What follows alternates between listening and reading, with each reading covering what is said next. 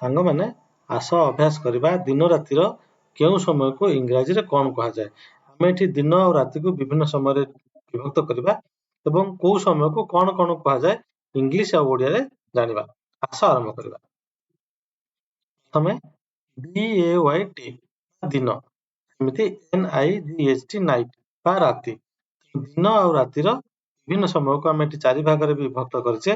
प्रथमे दिनर प्रथम होउची सनराइज SUNRISE सनराइज सूर्योदय। समय रे सकाले सूर्य उदय होंती ताको कहा जाय सनराइज। सनराइज पर समय होउची मॉर्निंग MORNING मॉर्निंग सकाळ। सकाळ परे नून NOON नून मध्याह्न। मध्याह्न अर्थ जेतेबेले सूर्य मुंडो ऊपर थांती बहुत जोरे खरा होता है ताको कहा जाय नून। नून परे आथिबो आफ्टरनून अपराह्न। अपराह्न अर्थ जेतेबेले 4टा बेला समय सूर्यଙ୍କ किरण कमी जाय थाए पिला माने खेला खेली करथांती ताको कहा जाय आफ्टरनून। सेमती जदि हम राति कथा देखिबा प्रथम हबो सनसेट SUNSET सनसेट बा सूर्यास्त। तापर हबो इवनिंग EVENING इवनिंग बा संध्या। संध्या माने जेतेबेले पिला माने पढ़ा पढ़ी करंती संध्या समय संध्या 6टा परे ताको कहा जाय इवनिंग। दिन आसीबो मिडनाइट।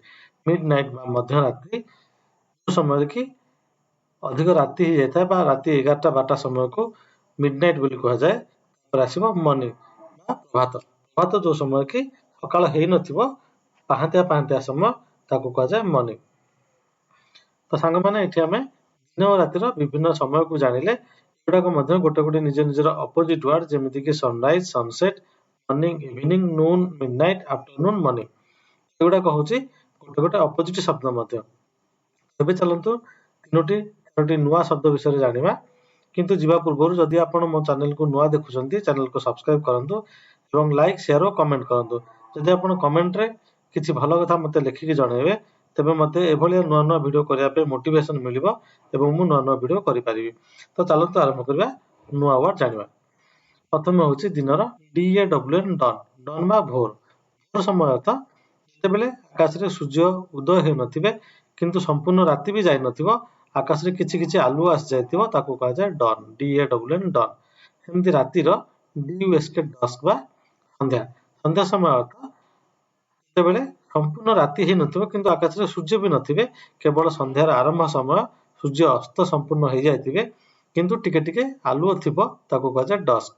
तो एठी मध्य गोटे अपोजिट वर्ड डन और डस्क। तापर चलंतु जानिबा आफ्टरनून फोरनून। फोरनून अर्थ सकाळ 8टा रु 12टा जाय फोरनून जाको आमे ओडिया रे कहे पूर्वाह्न। सेमति आफ्टरनून ताको आमे कहे अपराह्न दिन 12टा रु 5टा समय को अपराह्न। तो ये भी गोटे अपोजिट वर्ड फोरनून और आफ्टरनून। तापर नेक्स्ट वर्ड होची राउंड द क्लॉक बा घंटा घंटा। हम एठी गोटे एग्जांपल नबा I am working round the clock. मु घंटा घंटा काम करूची माने जदी जने कहिबो मते बहुत काम करिया पड़ुची घंटा घंटा काम करिया पड़ुची से जगह रे हमें यूज करिया राउंड द क्लॉक। संग माने जे हमें दिनर विभिन्न समय कथा जानिले एवं नुआ नुआ वर्ड मध्ये जानिले जेमिति कि dawn dusk afternoon forenoon round the clock. तो जदि आपनको वीडियोटी भल लागिछि वीडियो को सब्सक्राइब करंतु लाइक शेयर और कमेंट करिया को भूलंतु नाही। धन्यवाद।